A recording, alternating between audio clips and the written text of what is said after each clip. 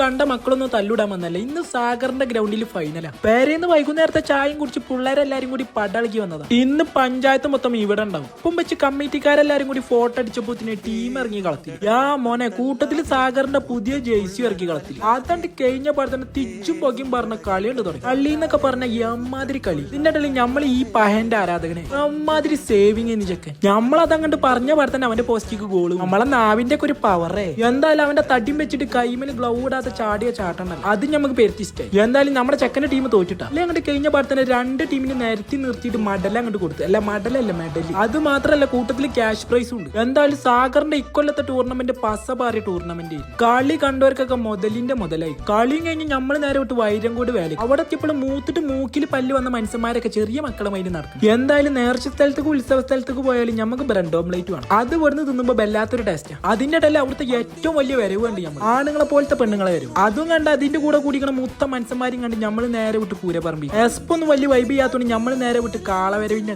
കാളന്നൊക്കെ പറഞ്ഞാൽ ഇതാണ് കാള. കൂട്ടത്തിൽ നമ്മളൊരു യൂട്യൂബർ വലിയപ്പാനും കണ്ടു. ആ ക്യാമറയും പിടിച്ചിങ്ങാണ്ട് 360 ഡിഗ്രിയിലുണ്ട് ഒരു തിരിച്ചിട്ട് തിരിയാണ്. യാ മോനെ, അതും കണ്ട് നമ്മൾ പോണ പോക്കിലാണ് ഈ പയ്യൻ നമ്മളൊന്ന് പേടിപ്പിക്കാൻ. അവനല്ല അവന്റെ ബാപ്പാനെ കണ്ട് നമ്മൾ പേടിച്ചിട്ടില്ല. എന്നിട്ടാണ് കഴിഞ്ഞ കഥ.